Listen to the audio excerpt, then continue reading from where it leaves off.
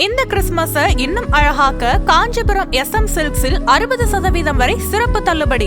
அருகில் உள்ள ஷோரூமை இப்பவே விசிட் பண்ணுங்க. உச்சத்தை தொட்ட தங்க விலை, மீட்க முடியாத அடகு நகையை விற்பதற்கு இதுவே சரியான நேரம். இனியும் யோசிக்காதீங்க. உங்க தங்க நகைய அதிக விலைக்கு விற்க சிறந்த வழி பிரைம் கோல்ட் ஹப் 9840551787.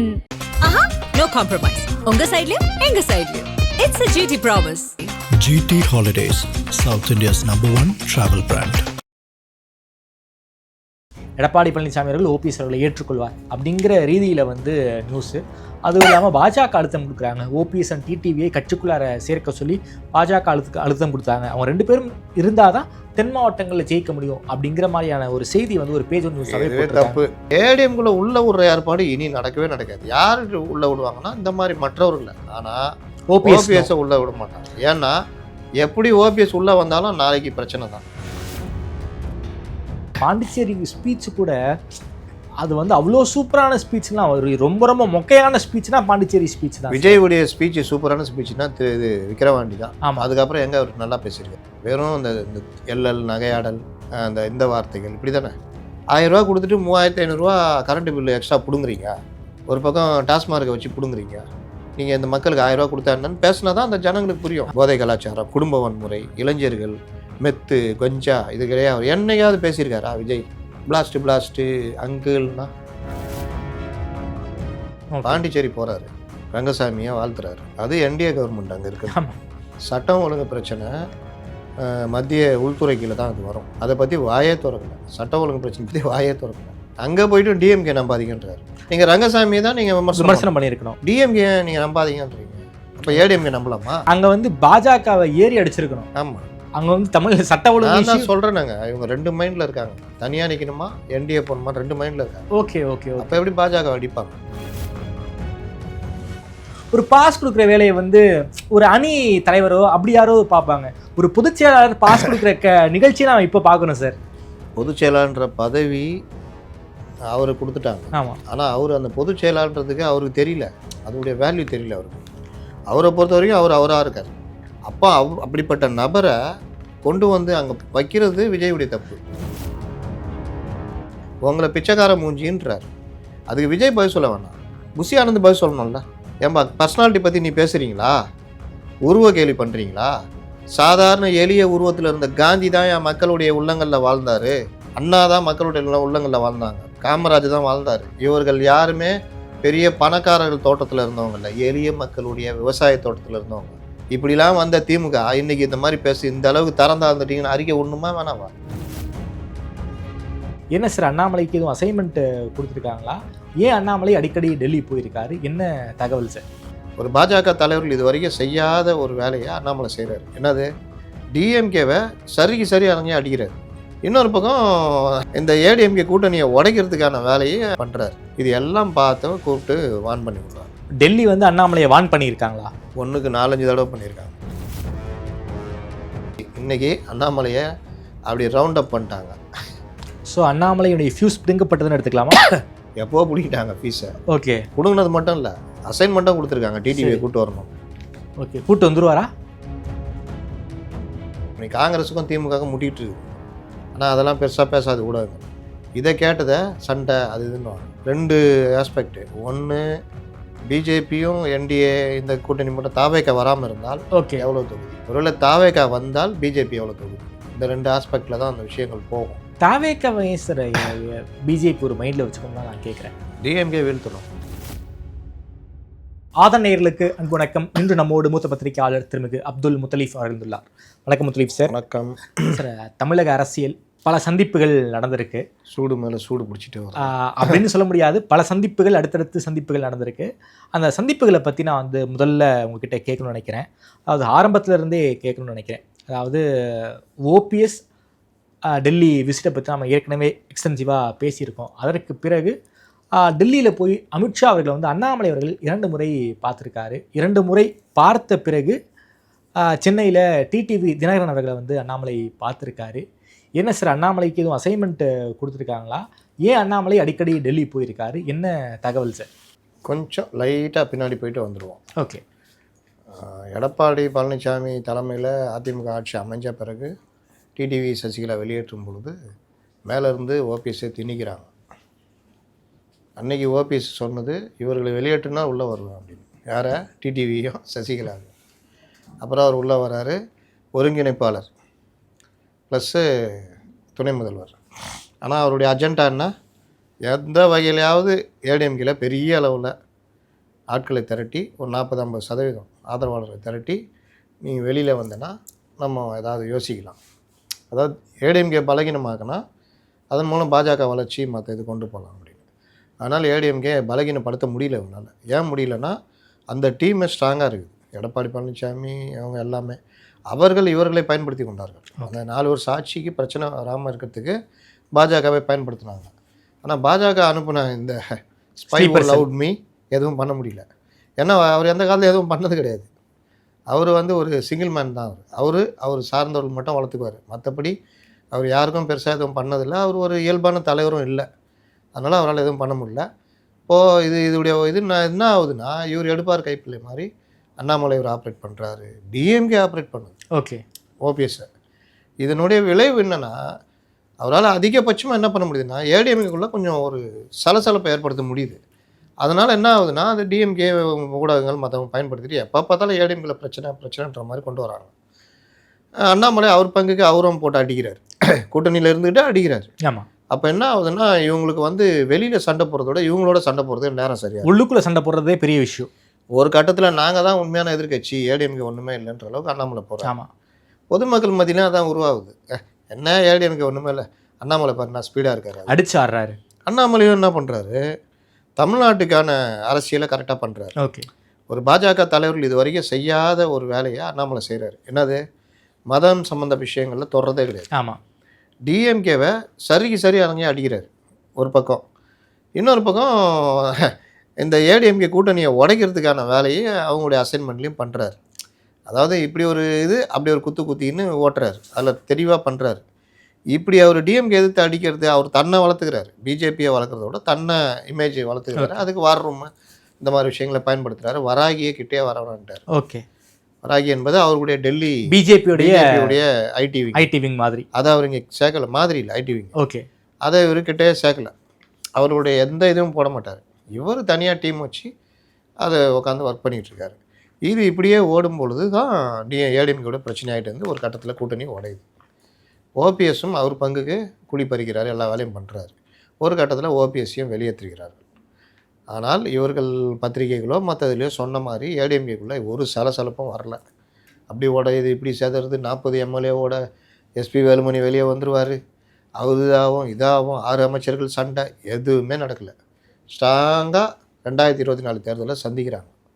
என்ன ஒன்று, அவங்களுக்கு நமக்கு இந்த தேர்தல் ஒரு மேட்டரே கிடையாதுன்ற மாதிரி சந்திக்கிறாங்க. அதனுடைய விளைவு தான் அவங்களுக்கு 0. இன்னொன்று, என்ன தான் அவங்க முயற்சி எடுத்து பெருசாக பண்ணியிருந்தாலும் கூட்டணி பிரிஞ்சதுனால, இந்த கூட்டணி பலமாக இருக்கிறதுனால அவங்களால பெரிய வெற்றி காட்ட. ஆமாம். அப்போ ஓவராலாக பொதுமக்களுடைய அபிப்பிராயமே சேர்ந்து இந்த கூட்டணி தான் வெற்றி கூட்டணின்றப்போ அந்த கூட்டணி ஜெயிக்குது. ஆனால் இவர்கள் அண்ணாமலை ஏதாவது செய்வாருன்னு எதிர்பார்த்த டெல்லி மேலிடம் ஒன்றுமே இல்லை, பர்சன்டேஜ் மட்டும்தான் உயர்ந்திருக்கு அப்படின்றப்போ அப்போ கூட கண்டுக்க மாட்டாங்க. அவங்களுக்கே அடி, மெஜாரிட்டியே பெரிய பிரச்சனைன்றப்போ தான் ஒவ்வொரு எம்பியுடைய வேல்யூவும் தெரியுது. அப்போ இவங்க இந்த ஏடிஎம்கே என்டிஏ வாக்குகளை அக்ரிகேட் பண்ணும்போது, ஆகா 15 சீட்டு ஜெயிச்சிருக்கலாமே, அண்ணாமலை பேச்சை கேட்டு மோசம் போயிட்டுமே அப்படின்னு தெரியுது. அதுக்கு பிறகு தான் அவர்கள் என்ன முடிவு எடுக்கிறாங்கன்னா, ஏடிஎம்கே தான் நமக்கு கூட்டாளி, தமிழ்நாட்டில் நினச்சதெல்லாம் பண்ண முடியாது, கொஞ்சம் மிஸ் ஆச்சுன்னா ஏடிஎம்கே தாவேகா கூட போயிடும், ஓகே, அதை விடக்கூடாது அப்படின்றப்ப தான் மேலும் நெருக்கிறாங்க. அவர்களுக்கு டெல்லியில் பேசிக்கிட்டு இருக்கிற எஸ்பி வேலுமணி, தங்கமணி மற்றவர்கள்ட்டெல்லாம் கொஞ்சம் நெருக்கும் போது இவங்களாம் பேசி நம்ம தாவேகம் வர்ற மாதிரி இல்லை, நம்ம இந்த முடிவு எடுக்கலாம்னு அவங்க இணைகிறாங்க. ஏப்ரல் மாதம் அப்படி இணையும் பொழுது தான் என்ன கண்டிஷனு, இவ்வளோ பிரச்சனையும் அடிப்படை காரணமாக இருந்தது. எங்கள் கட்சிக்குள்ளேயே உள் விளையாட்டு விளையாண்டது, வெளியில் பத்திரிகையில் பேட்டி கொடுத்தது, எங்கள் பொதுச் செயலாளர் திட்டினது, மறைந்த பொதுச் செயலாளர் திட்டினது, அண்ணாவை ரொம்ப இதுவாக பேசுறது, இந்த மாதிரி கண்ட வேலையும் பண்ணது இந்த அண்ணாமலை. அவரை தலைவராக வச்சுக்கிட்டலாம் நாங்கள் இணைய முடியாது. அவரை தூக்குங்க இணையத்தை பற்றி பேசுவோம். அதே மாதிரி ஓபிஎஸ்சி டிடிவிலாம் நீங்கள் ஆப்ரேட் பண்ணுறவெல்லாம் பண்ணக்கூடாது, அது எங்கள் பிரச்சனை, நாங்கள் பார்த்துக்குவோம். ஓகேன்னு சொல்லி தான் அமித்ஷா வந்து இங்கே சொல்லிட்டு போனார். கொஞ்ச நாள்லேயே அண்ணாமலையை தூக்கிட்டாங்க. அண்ணாமலையை தூக்கிட்டு நயினார் நாகேந்திரன் தலைவர் ஆனார். அண்ணாமலை என்ன பிரச்சனைனா, இந்த தலைவர் பதவியெல்லாம் ஒன்றுமே இல்லை, வெங்காயம் உரிக்க ஒன்றும் இல்லைன்னு உருட்டிகிட்டு இருந்தாலும் அண்ணாமலையுடைய அடிப்படை ஐயோ போச்சே அப்படின்றது எப்படி வரும், எப்படி அவங்கள ஏற்றுக்குவாங்க? நீங்கள் என்ன தான் அண்ணன் எடப்பாடின்னு சொன்னாலும் நீங்கள் தற்கூரின்னு சொன்னதை எப்படி அவங்க வந்து மறந்துடுவாங்க? ஜெயலலிதா விமர்சனம் பண்ணதை புரட்சித் தலைவி அம்மான்னு சொன்னார். ஆனால் நீங்கள் ஜெயலலிதா, என் மனைவி ஜெயலலிதா விட 1000 மடங்கு மேலானவர் எப்படி மறப்பாங்க? அண்ணாவை பற்றின விமர்சனத்தை எப்படி மறப்பாங்க? அப்போ இது எல்லாம் ஓபிஎஸ் வேணால் மறக்கலாம், ஏன்னா அவர் அடிப்படையில் ஒரு அதிமுக அவருக்கான இது கிடையாது. இது இப்படியே போகும்போது நடுவில் ஓபிஎஸ் வேறு நீக்கிட்டாங்க. இது இப்படியே போகுது, இவங்க சுற்றிக்கிட்டு இருக்கிறாங்க.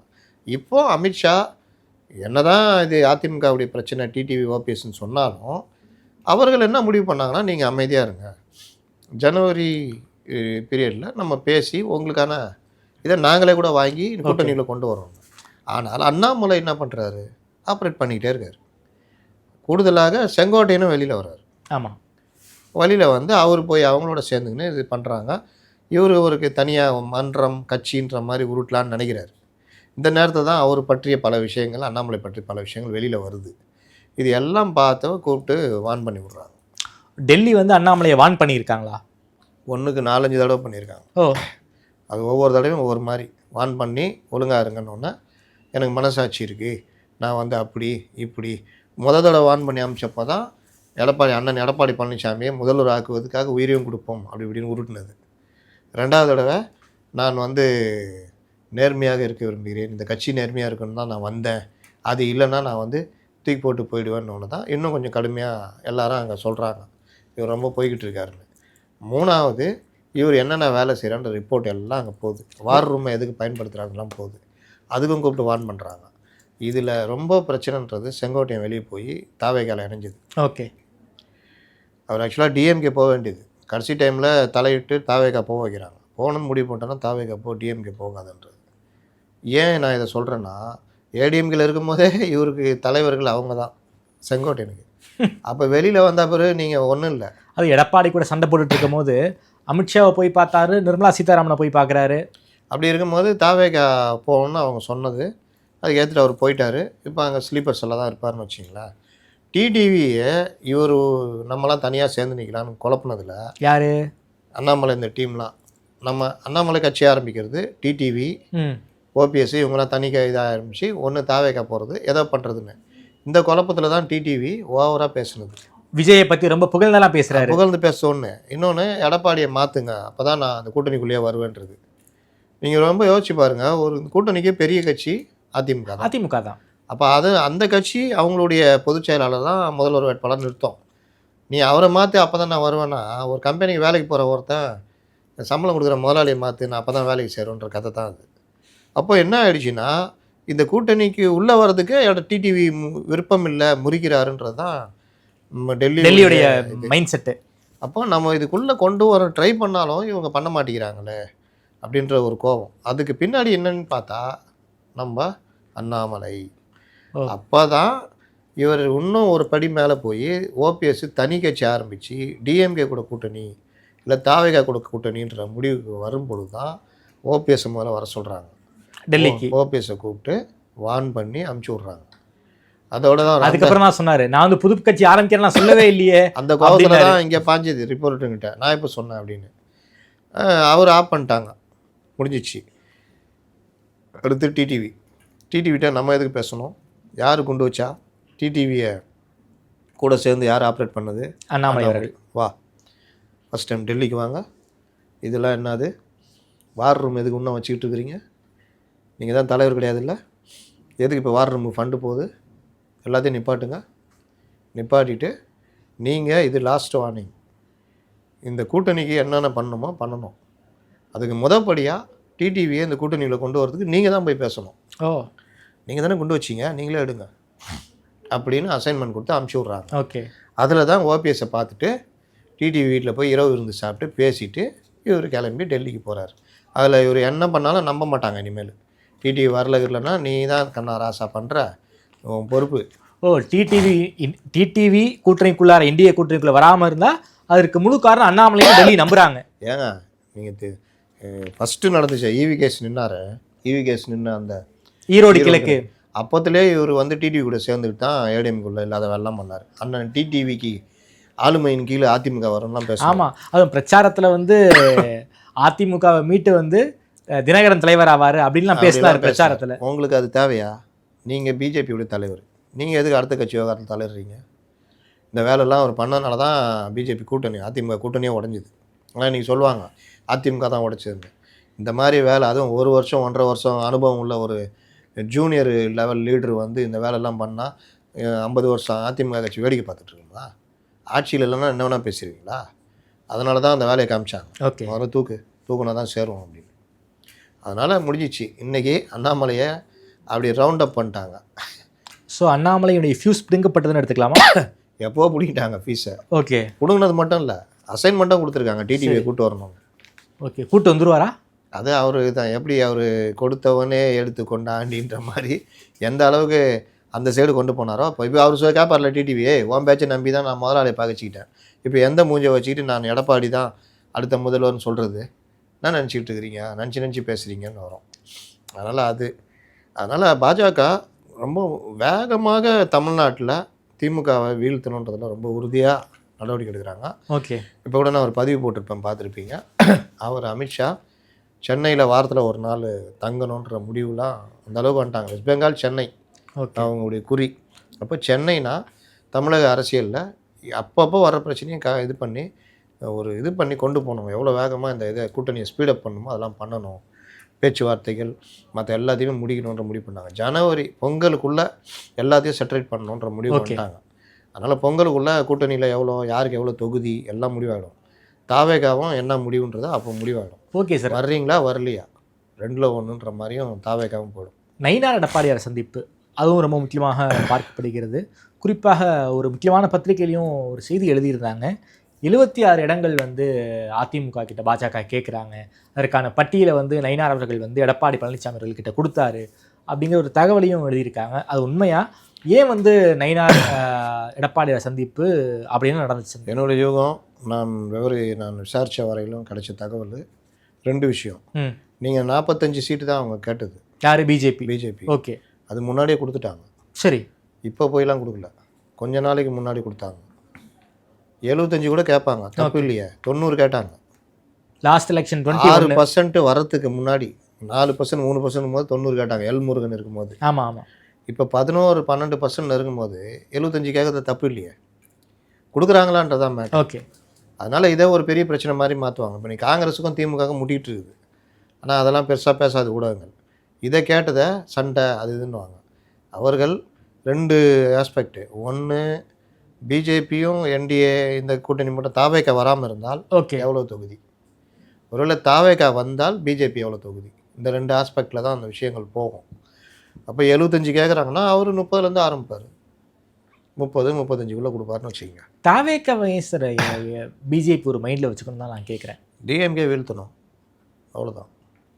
டிவிக்கே என்ன மைண்ட் செட்டில் இருக்காங்க, விஜய் என்ன மைண்ட் செட்டில் இருக்காங்க? டிவிக்கே இப்போ வரைக்குமே ஒரு தெளிவான முடிவு எடுக்கலை. பாண்டிச்சேரி போகிறாரு, ரங்கசாமியை வாழ்த்துறாரு. அது என்டிஏ கவர்மெண்ட் அங்கே இருக்குது. சட்டம் ஒழுங்கு பிரச்சனை மத்திய உள்துறை கீழே தான் அது வரும். அதை பற்றி வாயே திறக்கலை, சட்டம் ஒழுங்கு பிரச்சனை பற்றி வாயே திறக்கலை. அங்கே போய்ட்டு டிஎம்கே நம்பாதீங்கன்றாரு. இப்போ ஏடிஎம்கே நம்புமா? அங்கேயும் ஏடிஎம்கே நீங்கள் அங்கே வந்து நீங்கள் விமர்சனம் பண்ணுறீங்க, டிஎம்கே விமர்சனம் பண்ணி ஏடிஎம்கே தான் விமர்சனம் பண்ணோம். இங்கே வேணால் சொல்லலாம், எங்கள் அது எதிர்கட்சிங்க ஒன்றும் இல்லை, நாங்கள் வந்து ஆளுங்கட்சி விமர்சனம் பண்ணுறோம் அப்படின்னா அந்த பாலிசி அங்கே போனால் நீங்கள் ரங்கசாமியை தான் நீங்கள் விமர்சனம் பண்ணியிருக்கணும். காங்கிரஸ் கூட நீங்கள் பாண்டிச்சேரியோட பிரவீன் சக்கரவர்த்தி பேசுகிறாரு கூட்டணின்றதுனால அதை விட்டுடலாம். டிஎம்கே நீங்கள் நம்பாதீங்கன்றீங்க, அப்போ ஏடிஎம்கே நம்பலாமா? அங்கே டிஎம்கேக்கு எத்தனை எம்எல்ஏ இருக்காங்கன்னு கூட எனக்கு ரொம்ப கம்மி பர்சன்டேஜ். அங்கே வந்து காங்கிரஸ், இந்திய கம்யூனிஸ்ட் கட்சி, பாமக கூட கொஞ்சம் வேல்யூ இருக்குது. ஆமாம், ப்ளஸ்ஸு என்ஆர் காங்கிரஸ், பிஜேபி. இது நாளைக்கே உங்களுக்கு வேறு எதுனா கூட நியமன எம்எல்ஏக்கள்னா அவங்க தான் நியமிப்பாங்க, பிஜேபி எம்எல்ஏக்கள்லாம் போடுவாங்க. நீங்கள் எம்ஜிஆர் ஆட்சி பிடிச்சான்னு இவர் பேசுகிறாரு, எம்ஜிஆர் ஆட்சி பிடிக்க முடியல, 12 எம்எல்ஏ தான். அப்போ நியமனம்லாம் அதெல்லாம் கிடையாது. 2 எம்எல்ஏ இந்திய கம்யூனிஸ்ட் கட்சி. காங்கிரஸ்ட்டு ஆதரவு கேட்குறாரு, அவங்க எம்ஜிஆர்கிட்ட ஏமாற்றி ராஜ்யசபா வாங்கிக்கிட்டு தரமாட்டேன்றான். ஆமாம், அதை எம்ஜிஆர் மறந்துட்டார். எம்ஜிஆர் இவங்களோட தெளிவு, சரி ரைட்டு போன்ட்டு அப்புறமா உள்ளே கொண்டு வந்துட்டார். டிஎம்கே வீழ்த்துறேன் நான் அப்படின்னால இந்திரா காங்கிரஸ் உள்ளே கொண்டு வந்தார். அதே 74 அவ்வளோ துரோகம் பண்ண இந்திரா காந்தி தான் 84 எம்ஜிஆருக்கு அவ்வளோ நல்லது பண்ணாங்க. தனி ஃப்ளைட்டில் அமெரிக்காக்கெல்லாம் அனுப்பிச்சி வச்சாங்க. அதனால் எம்ஜிஆர் அதில் ஜெயிச்சிட்டார். ஆனால் அந்த சட்டசபை தேர்தலை அவங்களால நிரூபிக்க முடியல, ஆட்சி அமைக்க முடியல. அதை அதுலேயும் தப்பு டேட்டா. இன்னொரு டேட்டா ரேஷன் கடை மேட்ரு. 3வது ரங்கசாமி நல்ல முதல்வர், சிறப்பாக ஆட்சி நடத்தி திமுக பார்த்து கற்றுக்கணும் அது இதுன்னு பேசுகிறாரு. அங்கே இருக்கிற போலீஸை பார்த்து கற்றுக்கணுன்றாங்க. அங்கே இருக்கிற போலீஸ் மத்திய உள்துறை அமைச்சருக்கு கீழே இருக்கிற போலீஸ். அது அங்கே உள்துறை அமைச்சர் நமச்சிவாயம், அவர் பிஜேபி, அவர் கண்ட்ரோலில் தான் அங்கே போலீஸ் இருக்குது. இப்படி முன்னுக்கு பின் முறைனா பேசுகிறாரு. அப்போ இவர் அதே மாதிரி இந்த திருப்பரங்குன்ற மேட்டரில் பாரம்பரிய முறை தொடரணும்னு நீங்கள் சொல்கிறாங்க. அதில் எந்த பாரம்பரியம்னு சொல்லலை. இந்த ரிப்போர்ட்டுங்களாவது கேட்கணும்ல. பாரம்பரியம்னா 100 வருஷமாக இருக்குது அதுவா, இல்லை பழைய காலத்தில் தீபத்தூணில் ஏற்றுனேன்னு சொல்கிறாங்களா அதுவா, எதை சொல்கிறீங்கன்னு கேட்கணும். ஓகே, நம்ம வந்தால் அப்படின்னு நீட்டுவான் சுட்டிட்டு போயிடுவான். அவனுக்கு தீபத்தூள்னால என்னன்னு தெரியாது. ஏதாவது பேசுறதை வச்சுட்டு ஏதாவது ஒன்று கேட்குறது, அதான் பிரச்சனை. அப்போ அதில் இன்ன வரைக்கும் தாவேக்கா நிலைப்பாடு என்னன்னு சொல்லலை. இந்த மாதிரி ஒவ்வொரு விஷயத்தில் வச்சிங்களேன். அதனால் அவர்கள் பெரும் குழப்பத்தில். தீர்க்கமான அரசியலை பாண்டிச்சேரி ஸ்பீச் கூட அது அவ்வளோ சூப்பரான ஸ்பீச்லாம், ஒரு ரொம்ப ரொம்ப மொக்கையான ஸ்பீச்னா பாண்டிச்சேரி ஸ்பீச் தான். விஜயுடைய ஸ்பீச் சூப்பரான ஸ்பீச்னா இது விக்கிரவாண்டி தான். ஆமாம், அதுக்கப்புறம் எங்கே அவர் நல்லா பேசியிருக்காரு. வெறும் இந்த எல்எல் நகையாடல், இந்த வார்த்தைகள் இப்படி தானே, பிளாஸ்ட்டு அங்கிள் சார் பாட்டிலுக்கு பார்த்து இப்படி தான். பெருசாக ஒன்றும் இது வசீகரமாக இல்லை, அறிவார்ந்த பேச்சு. வசீகரமாக இருக்கு, ஆனால் அதில் டெப்த் இல்லை. அதனால் அவர்கிட்ட இருக்கிற டீமே வேஸ்ட்டு. ஓகே, நீங்கள் அந்த டீம் இந்த டீம் ஒரு ரிசர்ச் கூட தெரியல. ஒரு பாண்டிச்சேரி போகிறோன்னா பாண்டிச்சேரியுடைய அடிப்படை என்ன, நம்ம இப்போ என்டிஏ கூட பிஜேபி பி டீம்லாம் சொல்லிட்டு இருக்கிறாங்க. அப்போ அங்கே நம்ம அங்கே பாஜகவை ஏறி அடிச்சிருக்கணும். ஆமாம், அங்கே தமிழ் சட்ட ஒழுங்கு நான் சொல்கிறேன்னாங்க. இவங்க 2 மைண்டில் இருக்காங்க. தனியாக நிற்கணுமா என்டிஏ போகணுமா 2 மைண்டில் இருக்காங்க. ஓகே, அப்போ எப்படி பாஜக அடிப்பாங்க? அதனால் நான் சொன்னதை இப்போ வரைக்கும் கீழே திட்டிகிட்டு இருப்பானுங்க. இவர் தான் என்டிஏ போனார், இவர் தான் பிரவீன் சக்கரவர்த்தின்றார். ஆமாம், நான் சொல்கிறேன் என்ன வருதோ நான் அதை பதிவு பண்ணுறேன். ஓகே, என்டிஏக்கு இப்போவும் ட்ரை பண்ணிட்டு இருக்காங்க, பிரவீன் சக்கரவர்த்திட்டையும் பேசுகிறாங்க. சரி, இப்போதும் என்டிஏக்கு ட்ரை பண்ணுறாங்களா பாஜக? ட்ரை பண்ணால் ஒத்துப்பாங்களே சார் என்டிஏ? யார் ஒத்துக்குவா? யார் ட்ரை பண்ணால் ஒத்துக்குவாங்க? விஜய் ட்ரை பண்ணா? ஏங்க 2 மைண்டுன்றேன்ல, தனியாக நிற்போமா என்டிஏ கிட்ட போவோமான்ற மைண்டில் இருக்காங்கன்றேன். ஓகே, ட்ரை பண்ணுறதுன்றது நேரடியாகவே ஒத்துக்கிறது. முதல்ல நீங்கள் ட்ரை பண்ணிட்டீங்க, பேச்சுவார்த்தைலாம் போயிடுச்சு, அப்புறம் கம்முன்னுட்டீங்க. இப்போ தனியாக நிற்கணும்னு பேசுகிறீங்க. ஆனாலும் ஒரு குழப்பம், ஜெயிப்போமா அதனால் அங்கே போகலாமா இப்படி இருக்குதுன்ற. சரி, அதனால் அவர்கள் 2 அதை தான் ராகுல் பயன்படுத்த பார்த்தது. விட்டுட்டா என்டிஏ போயிட்டா பெரிய சிக்கலாகிடும். நம்மளும் நாளைக்கு காங்கிரஸ் டிஎம்கேவை இந்த ஒரு 10 வெளியே வர முடியாது. இந்த 1001 இன்னும் எவ்வளோ காலம்தான் அடிமையாக இருப்பது அப்படின்னு ஒருத்தருக்கா பார்த்துருமா, ஓர் 1000 ஆண்டு எம்ஜிஆர் பாடுவார். அந்த மாதிரி ஆண்டாண்டு காலமாக அடிமையாகத்தான் இருக்க வேண்டுமா அப்படின்னு. அதனால் காங்கிரஸ் இது விஜயை பிடிச்சிட்டா டிமாண்டை பெருசாகிடலாம். 2031 கூட்டணி ஆட்சிக்கு நகர்த்திடலாம் அப்படி யோசிக்கிறேன். அது 2031 வரைக்கும் விஜய் கட்சி நடத்துவாரா சார்? அதை நான் தான் சொல்கிறேன். எல்லா சூழ்நிலையுமே இப்போ இவர் 33 எம்எல்ஏ ஜெயிச்சார். நம்ம சிரஞ்சீவி நடத்தினாரா? 33 எம்எல்ஏ காங்கிரஸோட கட்சி நினைச்சிட்டாரு. அதுதான் சொல்கிறேன். அதனால் நீங்கள் இன்றைக்கி சிரஞ்சீவி யார்? ஒரு நடிகர், அவ்வளோதான். அதனால் அவர் கட்சியை ஒழுங்காக நடத்தியிருந்தா நிச்சயம் ஆட்சியை பிடிச்சிருந்துருக்கலாம் சார். அவர் ஆட்சியை பிடிக்கிறாரு இல்லையா, பாதி தெலுங்கு தேசத்தோட நீங்கள் இது பண்ணிடுறீங்க. ஆமாம், அந்த கேப்பில் அவர் தான் பெரிய ஆளாக வந்தார். அதுதான் சொல்கிறேன். ஒருத்தருடைய ஸ்டஃப்பு என்னென்னா, இன்றைக்கி ரஜினி பிறந்த நாள், அவர் தான் கட்சி ஆரம்பிப்பேன்ற பெருசாக வந்தார். அவர் தானே முதல்ல, விஜய் கூட இல்லையே. அதனால தான் விஜய் கொஞ்சம் பேக் அடிச்சது. ஆனால் அவரே என்ன பண்ணுறாரு, நம்மளால் நடத்த முடியாது, வயது ரியாலிட்டி தெரிஞ்சிருச்சு, என் தொண்டர்களை நான் கடனாளியாக்க விரும்பல. ஓகே, 2வது பிஜேபியுடைய இது தான் ஆன்மீக அரசியல்னால் அது பிஜேபியுடைய இது. இதனால் மேலும் நாம் பிரச்சனையை சந்திக்க நேரிடும். ரஜினி விலகிட்டார். இவரும் இப்போ வரைக்கும் தெளிவான அந்த கட்சி அமைப்பாக ஸ்ட்ராங்காக இருக்குது, பொதுச்செயலாளர் ஸ்ட்ராங், எல்லாருமே ஸ்ட்ராங்காக இருக்காங்கன்ற மாதிரிலாம் எதுவுமே இல்லை சார். பாண்டிச்சேரி பாஸ் எடுத்து ஐயோ ஒரு பொதுச் செயலாளருக்கு இதான் வேலை. அதுவும் பைக்கில் போகிறாரு, ஸ்கூட்டியில் போகிறாரு, ஏங்க சுற்றி சரவுண்ட் பண்ணிக்கிட்டாங்க. ஒரு அம்மா அழுதுகிட்டே பாஸ் கேட்குறாங்க, சுற்றி பசங்களும் பாஸ் கேட்குறாங்க, அந்த அம்மாவுக்கு பாஸ் கொடுக்குறாரு. ஒரு பொதுச் செயலாளர் ஒரு பேராசிரியர் அன்பழகன் எப்படி இருப்பார், ஒரு ஜெயலலிதா அவர்கள் எப்படி இருப்பாங்க, இப்போ எடப்பாடியார் எப்படி இருக்காரு அப்படின்னு தமிழ் சமூகம் ஒரு கட்சியினுடைய பொதுச் செயலாளர்கள் நாம் இப்படி தான் பார்த்துருக்கோம். ஒரு பாஸ் கொடுக்குற வேலையை வந்து ஒரு அணி தலைவரோ அப்படி யாரோ பார்ப்பாங்க. ஒரு பொதுச் செயலாளர் பாஸ் கொடுக்குற நிகழ்ச்சியை நான் இப்போ பார்க்கணும் சார். பொதுச் செயலாளர்ன்ற பதவி அவருக்கு கொடுத்துட்டாங்க. ஆமாம். ஆனால் அவர் அந்த பொதுச் செயலாளன்றதுக்கு அவருக்கு தெரியல, அதனுடைய வேல்யூ தெரியல அவருக்கு. அவரை பொறுத்த வரைக்கும் அவர் அவராக இருக்கார். அப்போ அப்படிப்பட்ட நபரை கொண்டு வந்து அங்கே வைக்கிறது விஜயுடைய தப்பு இல்லை சார். ஒன்றும் இல்லை சார். ஒரு திமுக ஒன்றிய செயலாளருக்கு இருக்கக்கூடிய ஆளுமை கூட தாவேகாவுடைய பொதுச் செயலாளருக்கு இல்லைங்கிற ஒரு வருத்தம் தான் எனக்கு இருக்கு. நான் என்ன சொல்கிறேன்னா, இதை வந்து பண்ண வேலை பண்ணுறது விஜய். ஆமாம். இவர் இதுக்கு லாய்க்கு இல்லாத ஆளுன்னு விஜய் தானங்க முடிவு பண்ணோம். அப்போ விஜயே அதில் ஒன்றும் இல்லை இவர் தான் பார்த்துக்கிட்டோம் அப்படின்னா சரி. இதே வந்து ஒன்றிய செயலாளர் நீங்கள் போய் பாஸ் கொடுங்கன்னு திமுக தலைமை சொன்னா கூட அதெல்லாம் நான் பார்க்க மாட்டேன், கீழே வேணாலும் இருப்பான், அவன்கிட்ட கொடுங்க, வார்டு பிரதிநிதி வேணாதான். இன்னொன்று சொல்கிறேன், ஒரு கட்சி நீங்கள் எந்த கட்சியும் எடுத்து, ஆமாம், இந்த மாவட்டத்தில் நிகழ்ச்சினா அந்த மாவட்ட செயலாளர் அந்த மாவட்ட குழு பார்த்துக்கும். பார்த்துக்குவாங்க. ஆமாம். திமுக தலைவர்கள் நேராக போய் மேடையில் உட்காந்துருவாங்க. அந்த நிகழ்ச்சியை நடத்துவாங்க. வரவேற்பும் நன்றியும் அந்த மாவட்ட செயலாளர் இன்னொரு இப்போ நிர்வாகியும் தான் இருப்பாங்க. நிகழ்ச்சியை அவங்க தான் பார்த்துக்குவாங்க. மேடையும் அவங்க கண்ட்ரோலில் தான் இருக்கும். இவர்கள் போய் உட்காந்துருப்பாங்க, மேடை கூப்பிடுவாங்க, மேடையில் உட்காருவாங்க, பேசுவாங்க, மேட்ரு முடிச்சுடுவாங்க. ஆனால் இங்கே இவர் பேரிகார்டில் ஏறுறதும், ஸ்கூட்டரில் போகிறதும், மைக்கை வச்சுக்கிட்டு எல்லாம். ஒரு தப்பு பண்ணார். 5000 பேர் அப்படின்னு சொல்லிட்டு QR கோடு போட்டு அனுப்புனா திடீர்னு கதவை திறந்து எல்லோரும் உள்ளே விட்றாரு. நீங்கள் அது வந்து இவர் அடிக்கடி இவர் பண்ணுற தப்பு என்னென்னா, நீங்கள் பொதுக்கூட்டம் நடத்துங்கன்னா வேண்டுமென்றே அதை ரோட் ஷோவாக மாற்றுறது. நீங்கள் பூத் கமிட்டி கூட்டம் கோவையில் நடத்துகிறாங்க, அதை வேணும்னு ரோட் ஷோவாக மாற்றுறாங்க. ஆமாம் ஆமாம். மதுரைக்கு ஷூட்டிங் போறாரு, வேண்டுமென்று ரோட் ஷோவை மாத்த ட்ரை பண்றான். அதுவும் பிரச்சார வாகனத்துல போறாரு. பிரச்சார வாகனத்துல போறாரு. ஷூட்டிங் போறாருன்னா கார்ல போகணும். எதுக்கு பிரச்சார வாகனத்துல போறீங்க? ஏன் பேட்டி கொடுக்குறேன்? வாழ்நாள்ல பேட்டி கொடுத்தியா? அதுவும் வந்துடாதீங்க, அது அதுக்கு தான் வாங்கங்கிறதுக்கான இண்டிகேஷன் தான் அது. அப்போ ஏன் பேட்டி கொடுக்குறீங்க? ஒன்று. அதே மாதிரி திருச்சி அரியலூர் கூட்டம் காலையிலேருந்து 3-4 மணி நேரமாக நீங்கள் இது இப்படி தான் வரீங்களே தவிர அங்கே வந்து பேசுறதுல ஒன்றுமே இல்லை. அப்போ உங்களுக்கு பேச வரலன்றதை ஒன்றை வச்சுக்கிட்டு நீங்கள் எல்லாரும் சேர்ந்துட்டு இந்த ரோட் ஷோவை தான் மாற்ற பார்க்குறீங்க.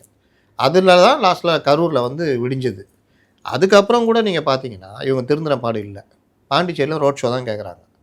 இன்னொன்று, கரூரில் பிரச்சனையாகி சந்திக்கல, இவங்க பிரச்சனையை சந்திச்சாங்களா? இவங்களுக்காக சண்டை போட்டது அதிமுகவும் பாஜகவும் மற்ற கட்சிகளும். இவர்களுக்காக இது வரைக்கும் சண்டை போடல. முதலமைச்சர் சட்டசபையில் இவங்க மேலே குற்றச்சாட்டு வைக்கிறாரு. அந்த அதிகாரிகள் மறுநாள் ப்ரெஸ் மீட் கொடுக்குறாங்க. எதுக்குமே இவர்கள் வாய் திறந்து பதில் பேசலை. இன்னொருத்தர் வாய் திறந்தா ஜெங்ஸி புரட்சின்றாரு. புரட்சின்னா என்னன்னு தெரியுமா அவருக்கு? புரட்சின்றது ஒவ்வொரு காலகட்டத்திலையும் மாறுபடும். இந்த காலகட்டத்தில் வந்து புரட்சின்னா என்னன்னு தெரியாமல் அவர் எனக்கு என்னன்னு பேசுகிறார். அப்போ இந்த மாதிரி தான் இவர்கள் இருக்கிறார்களே தவிர அதை தாண்டி ஒரு அறிவார்ந்த தலைவர்களாக ஒரு பெரிய அளவில் ரிசர்ச் டீம் போட்டு தமிழ்நாட்டுக்கான இது எதுவுமே கிடையாது. சொல்கிற கோரிக்கை கூட பாருங்கள், பைக்கு காரு இப்படி தான். கீழே கிரவுண்ட் லெவலில் இந்த மக்களோட இணையிறது, ஒரு டாஸ்மார்க் பற்றி பேச, ஒரு அறிக்கை அரசியல்னா அது வந்து ராமதாஸ் தான். அவ்வளோ கூட நீங்கள் போக வேணான்றேன். உங்களுக்கான அறிக்கை விடுங்க. உங்களை பிச்சைக்கார மூஞ்சின்றாரு. அதுக்கு விஜய் பதில் சொல்ல வேணாம், புஷி ஆனந்த் பதில் சொல்லணும்ல. ஏன்பா பர்சனாலிட்டி பற்றி நீ பேசுகிறீங்களா? உருவ கேலி பண்ணுறீங்களா? சாதாரண எளிய உருவத்தில் இருந்த காந்தி தான் என் மக்களுடைய உள்ளங்களில் வாழ்ந்தார். அண்ணா தான் மக்களுடைய உள்ளங்களில் வாழ்ந்தாங்க. காமராஜர் தான் வாழ்ந்தார். இவர்கள் யாருமே பெரிய பணக்காரர்கள் தோட்டத்தில் இருந்தவங்க, எளிய மக்களுடைய விவசாய தோட்டத்தில் இருந்தவங்க. இப்படிலாம் வந்த திமுக இன்றைக்கி இந்த மாதிரி பேசு, இந்த அளவுக்கு திறந்தா இருந்துட்டீங்கன்னு அறிக்கை ஒன்றுமா வேணாவா? பண்ணாங்களா? உங்களுக்கு தெரியலனா கூட யார்ட்டையாவது வாங்கி விடலாம்ல. இவர்கள் அவ்வளோதான் பயம். ஓகே, யாரையும் எதிர்த்துக்கூடாது, எதை பற்றியும். அப்புறம் அரசியல் வளர முடியாது. அதுதான் அண்ணாமலை எப்படிங்க 1.5 வருஷத்தில் வளர்ந்தாரு? திமுகவை அடித்து விளையாண்டாரு, வழக்குகள் போட்டாங்க, எல்லாம் பண்ணாங்க. ஆனாலும் தைரியமாக நின்னார். இதுதான் அண்ணாமலை தான் உதாரணம் என்ன கேட்டான்.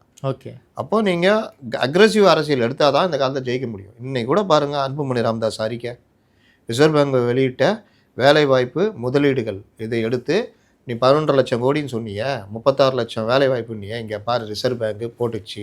அதிமுக ஆட்சியில் இருந்த அந்த தொழிற்சாலைகள் எண்ணிக்கை, இப்போது நீ எவ்வளோ தொழிற்சாலை கொண்டு வந்திருக்க, அப்போ இருந்த வேலைகள், இப்போ இருக்கிற வேலை அப்படி பார்த்தா நீங்கள் சொன்னதில் 33 லட்சம் 36 லட்சம் வேலை வாய்ப்புன்றது பொய், இத்தனை லட்சம் முதலீடுன்றதை பொய்ன்னு போட்டு வெளுத்து தள்ளுறாரு. அவருக்கு மட்டும் எங்கே இந்த டேட்டாஸ் கிடைக்குது? அவருக்கு என்ன வசதி இருக்கும்? அதை ஒரிஜினல் அளவுக்கு வசதி இருக்குமா? அதை ஒரிஜினல் அளவுக்கு டீம் வச்சுருப்பாரா? இது எல்லாம் வச்சுக்கிட்டு நீங்கள் என்ன பண்ணுறீங்க? இவர்கள் வேலை என்ன? டெய்லி சந்திக்கிறாங்கல்ல, இவர்கள் வேலை என்ன? கட்சிக்கு அரசியல் பண்ணிட்டீங்க, டெய்லி என்ன உட்காந்து பேசுவீங்க? இந்த பிரச்சனை அந்த பிரச்சனை அதானங்க இப்போ நம்ம இருக்கிறோம். ஆமாம், நம்ம வேலை என்ன? உங்கள் வேலை என்ன? இன்றைக்கி என்னென்ன பிரச்சனை இருக்குது, யார்கிட்ட போய் இந்த விஷயத்தை பற்றி பேசலாம், அதில் எப்படி கேள்விகளை ரெடி பண்ணி வைக்கணும், இதுதான் இருக்கும். நான் வந்தாங்கன்னா இன்றைக்கி இந்த பிரச்சனையில் என்ன கரெக்டான நிலைப்பாடாக இருக்கும், இன்னொன்று நமக்கு கிடைக்கிற தகவலை எப்படி பதிவு பண்ணணும், இதுதான் என்னுடைய வேலை. இது எதுவுமே செய்யாமல் நான் இருந்தால் நீங்கள் என்கிட்ட வரமாட்டீங்க. கொஞ்ச நாளே உளறிக்கிட்டு இருக்காம்பா அந்த ஆளு, மேலே சப்ஜெக்டே இல்லைன்னு. நீங்கள் ஒன்றுமே கேள்வி இல்லாமல் வந்தால் நான் உங்களுக்கு என்ன சொல்லுவேன், ஏங்க தயாராகிட்டு வாங்க, என்னங்க இப்படி வர்றீங்கன்னு சொல்லுவோம். அப்போ இந்த வேலைக்கு டீ கடை ஹோட்டல் வச்சுருக்கீங்கன்னா டெய்லி போய் மளிகை சாமான் வாங்கிட்டு வரணும், டெய்லி கோயம்பேடு போய் காய்கறி வாங்கிட்டு வரணும், டெய்லி மாஸ்டருங்க உட்காந்து அதை நறுக்கிக்கிட்டு இருக்கணும், டெய்லி இந்த மாஸ்டர் உட்காந்து சமையல் பண்ணணும், டெய்லி சப்ளையர் உட்காந்து பண்ணணும். இதை விட்டுட்டு என்னையா டெய்லி பண்ணுமா, நான் 5 நாளைக்கு ஒரு தடவை கோயம்பேடு போவேன், 5 நாள்னா ஹோட்டல் நடக்குமா? வாழ்க்கையோட அங்கங்க டாக்டராக இருக்காரு, டெய்லி தான் சர்ஜன் பண்ணுவார். சர்ஜன்னா அவர் வேலையை ஒரு நாளைக்கு 5 சர்ஜன் ஆப்ரேஷன் பண்ணுவார், 100 பேஷண்ட்டை பார்ப்பார். நான்லாம் டெய்லி பார்ப்பேன், என்றைக்கா ஒரு நாள் பார்ப்பேன்னா அவரை தேடி வரமாட்டாங்க. அப்போ அரசியலுக்கு வந்துட்டீங்க, டெய்லி பிரச்சனை இருக்குது. ஓகே, தேசிய லெவலில், மாநில லெவலில், மாவட்ட லெவலில் இருக்குது. எல்லாத்துக்கும் அறிக்கையோ பேட்டியோ ஏதாவது கொடுத்துட்ருக்கணும். எதுவுமே இல்லையே, உங்ககிட்ட எதுவுமே வரமாட்டேங்குது. திருப்பரங்குன்றம் என்ன உங்களுடைய நிலைப்பாடு என்னன்னு கேட்டால் தெரியலையே. இல்லை வேறு இஷ்யூவில் ஒவ்வொரு இஷ்யூலையும் கேட்டால் எது பற்றியும். அரசாங்கம் இன்றைக்கி மகளிர் உரிமை தொகை கொடுக்குறாங்க, அறிவுபூர்வமாக அந்த விஷயத்தை அணுகுங்களேன். 1000 ரூபா கொடுத்துட்டு 3500 கரண்ட் பில்லு எக்ஸ்ட்ரா பிடுங்குறீங்க, ஒரு பக்கம் டாஸ்மார்க்கை வச்சு பிடுங்குறீங்க. நீங்கள் இந்த மக்களுக்கு 1000 ரூபா கொடுத்தா என்னன்னு பேசினா தான் அந்த ஜனங்களுக்கு புரியும். 1000 ரூபா கொடுத்துட்டு ஆமாம் 4000 ரூபா கரண்ட் பில் கட்டுறேன், 1000 ரூபா வந்தால் மீதி 3500 யார் கொடுப்பா, இப்படி கொடுத்து அப்படி வாங்கிக்கிறாங்கன்றது கோபம் வரும்ல. போதை கலாச்சாரம், குடும்ப வன்முறை, இளைஞர்கள், மெத்து கஞ்சா, இது கிடையாது. என்னையாவது பேசியிருக்காரா விஜய்? பிளாஸ்ட்டு அங்கிள்னா நீங்கள் வருத்தப்பட்டு பேசணுங்க. மக்கள் பாதிக்கப்படுறாங்க, இளைஞர்கள் என்னை நம்பி லட்சக்கணக்கில் வந்திருக்காங்க. ஆனால் அவனுக்கு நீங்கள் என்ன இது பண்ணுறீங்க, நான் வந்தால் விட மாட்டேன், மூடுவேன், இப்படி கொண்டு வருவேன். ஓகே சார், அமித்ஷா தமிழ்நாடு வருகை வர 15ஆம் தேதி திங்கட்கிழமை அமித்ஷா அவர்கள் வரப்போகிறாரு. என்ன சார் நடக்க வாய்ப்பு இருக்குது? என்ன நிகழ்ச்சி வர்றாருன்னு எனக்கு தெரியலையே சார். குறிப்பாக கூட்டணி சீலாகுவதற்கு வாய்ப்பு இருக்கு. ஏடிஎம்கே பிஜேபி கூட்டணி சீலாகிடுச்சு, மற்ற எல்லாரையும் அகாமடேட் பண்ணி ஒரு மிகப்பெரிய ஒரு கூட்டணியாக ஒரே மேடையில் தோன்றுவதற்கு வாய்ப்புகள் இருக்குமான்னு கேட்குறேன். தெரியல. போன தடவை பிரதமர் வரும்பொழுது பிரேமலதா இவங்கெல்லாம் உள்ளே கொண்டு வரலாம் ட்ரை பண்ணாங்க. அவங்க இந்த டிமாண்ட் வச்சுக்கிட்டே இருக்கிறாங்க, அதனால் அது இப்படி போகும்.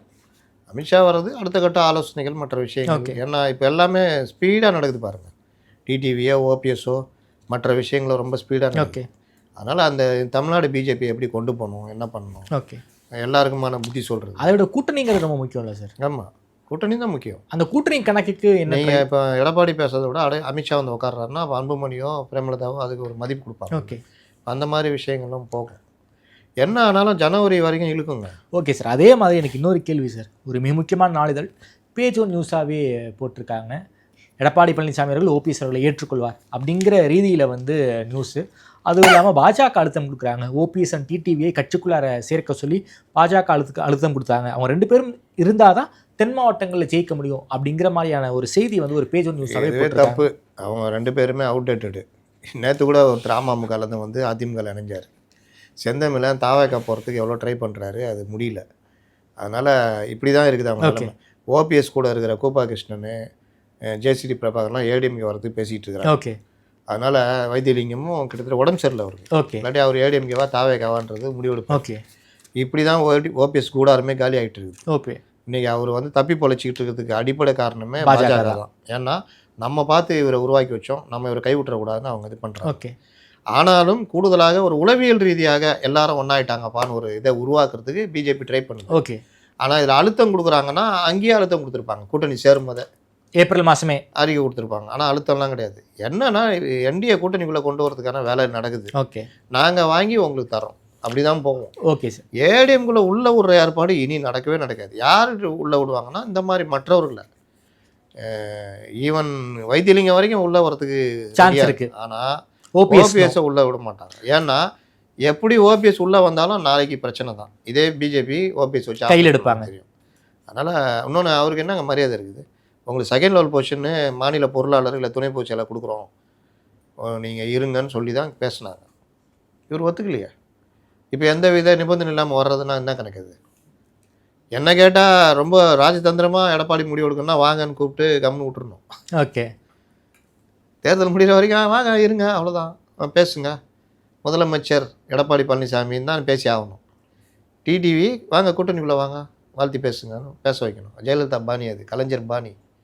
இவர் கொஞ்சம் இன்னும் அந்த லெவலுக்கு வரல. இன்னொன்று அவருக்கு ஒரு இன்செக்யூரிட்டி இருக்கும்ல. இப்போ ஜெயலலிதானா அவங்கள நம்பி தான் கட்சின்ற மாதிரி இருந்தது. எடப்பாடிக்கு அந்த பிரச்சனை. ஏன்னா எடப்பாடி கூட எஸ்பி வேலுமணி, தங்கமணி, சிவி சண்முகம் இந்த ஒரு ஸ்ட்ராங் இது இருக்கிறது எடப்பாடியால் கொண்டு போக முடியுது. எடப்பாடி கரிஸ்மா லிட்டர் கிடையாது. நாளைக்கே கட்சி தோத்துடுச்சுன்னா பெரிய சிக்கலாகும் அவருக்கு. ஜெயலலிதா மாதிரி ஒரு பெரிய தோல்வி இது வரைக்கும் தள்ளிட்டு வந்துட்டாரு. ஜெயலலிதாவுமே கூட ஒரு பெரிய தோல்விங்கிறது சொல்ல 96 பெரிய தோல்வி. அதுக்கப்புறம் ஏங்க விட்டு ஓடினாங்க எல்லாரும். ராஜகண்ணப்பா ஓடினார், கே சார் ஓடினார், ஓடாத ஆளுன்னு கிடையாதுங்க. ஜெயலலிதா உள்ளே போட்டாங்க, 1 மாதம் உள்ளே இருந்தாங்க ஜெயிலில். இல்லாத படாத பாடலாம் படுத்தினாங்க. ஆனாலும் ஜெயலலிதா நின்னாங்க. அந்த மாதிரிலாம் கட்சியை சதுரடிக்கிற வேலைலாம் பண்ணால் எப்படி ஆகும்னு தெரியாது. ஆனால் அது நடந்துச்சு. ஆனாலும் அவங்க ஸ்ட்ராங்காக நின்ட்டாங்க. இப்போவும் வந்து இப்போ அவங்களுக்குள்ள பல இது இருந்தாலும் என்ன ஒரே எண்ணம், ஆட்சியை பிடிப்போம். நாளைக்கு ஆட்சி பிடிக்க முடியல, ஏதாவது பிரச்சனை ஆகுதுன்னா அப்போ அதிமுக எப்படி இருக்குன்னு சொல்ல முடியாது. அதனால் இன்றைக்கி ரேஞ்சுக்கு அண்ணா இவர் ஓபிஎஸ் இவங்களாம் உள்ளே விடுறத அவர் விரும்பவே மாட்டார். ஓகே சார், வெளியே இருங்க. என்னுடைய கடைசி கேள்வி சார், பொதுக்குழு நடத்தி முடிச்சிருந்தாங்க. அதில் தீர்மானங்கள் அதிமுக தனித்து ஆட்சி அமைக்கும் அப்படிங்கிற துணையில் ஒரு தீர்மானம். தம்பிதுரை ஒரு ஸ்டேட்மெண்ட் அனுப்பியிருந்தார் வெளியே, கூட்டணி ஆட்சிங்கிற பேச்சுக்கு இடம் கிடையாது அப்படிங்கிறாங்க. ஸோ ஆட்சியில் பங்கு, அதிகாரத்தில் பங்கெல்லாம் வந்து அதிமுக அசைச்சு பார்க்காத போல இருக்கே. என்னைக்கு அவங்க கூட்டணி ஆட்சின்னு சொல்லியிருக்காங்க? சொன்னது கிடையாது, என்றைக்குமே சொன்னதில்லை. திமுக சொல்லியிருக்கா? திமுக சொன்னது கிடையாது. 2 திராவிட கட்சிகளும் சொல்லாது. ஏன்னா நீங்கள் தமிழக மக்கள் 2006 தவிர எல்லா காலத்துலேயுமே மெஜாரிட்டி கொடுத்துருக்காங்க. ஆமாம், எம்ஜிஆருக்கே 80ல் இவங்க 45%, 45க்கு மேலே டிஎம்கே காங்கிரஸ் கூட்டணி. இவர் 33 தான். ஆனால் ஆட்சியை கழிச்ச உடனே அவர் நான் என்ன குற்றம் செஞ்சேன்லாம் ஃபுல்லாக பேசினார். இவர் ஆட்சியை அமைச்சு என்ன இலாகான் மார்க்குன்னு முடிவு பண்ணிட்டார். யார்? கலைஞர். நாஞ்சில் மனோகர் எம்ஜிஆர் கூட ரைட் ஹேண்டாக இருந்தவர் ஓடி போயிட்டார். நிதியமைச்சர் ஓடி போயிட்டார். ஓகே, ஏன்னா அங்கே போயிட்டு அங்கே இதாக இல்லைன்னு பேசிட்டு போயிட்டார். ஆனால் மக்கள் கொடுத்த இது என்னன்னு பார்த்தீங்கன்னா 10% டிஎம்கே காங்கிரஸ்லேருந்து பிடிங்கி இவங்களுக்கு கொடுத்துட்டாங்க. அப்போவும் எம்ஜிஆர் 2 சீட்டு குறைஞ்சதை தவிர 129 தான் இருந்தார். மெஜாரிட்டியை விட 12 சீட்டு ஜாஸ்தி தான் இருந்தார். அப்போ இந்த மாதிரி விவகாரங்கள்லாம் இது வரைக்கும் நடக்கலை. ஒருவேளை இவர் விஜய் தனித்து நின்று இவர்கள் 140 சீட்டு தான் ஜெயிக்கிறாங்க. அதில் ஏடிஎம்கே 100 சீட்டு மற்றவர்களோட இணையணும் அப்படின்னா கூட்டணி ஆட்சி பற்றி யோசிக்கலாம். ஓகே, அன்னைக்கு பார்ப்பீங்க நீங்கள் பிஜேபியும் மற்றவர்களும் ஆடுகிற ஆட்டத்தை. ஓகே சார், ரொம்ப நன்றி சார். சேம் இதே திமுகவுக்கும் நடக்கும். திமுகவுக்கும் அன்னைக்கு பார்ப்பாங்க காங்கிரஸை பற்றி. அதனால் அப்படி ஒரு சூழ்நிலை வராத வரைக்கும் தனித்து ஆட்சின்றது தான் இவங்க அப்படிதான் பேசி ஆகணும். ஆமாம். ஓகே சார், ரொம்ப நன்றி சார். குறிப்பாக தமிழ்நாட்டு அரசியல் பல்வேறு கேள்விகளுக்கு ரொம்ப பதில் சொல்லியிருக்கீங்க. நேரம் கொடுத்து பேசி சார்.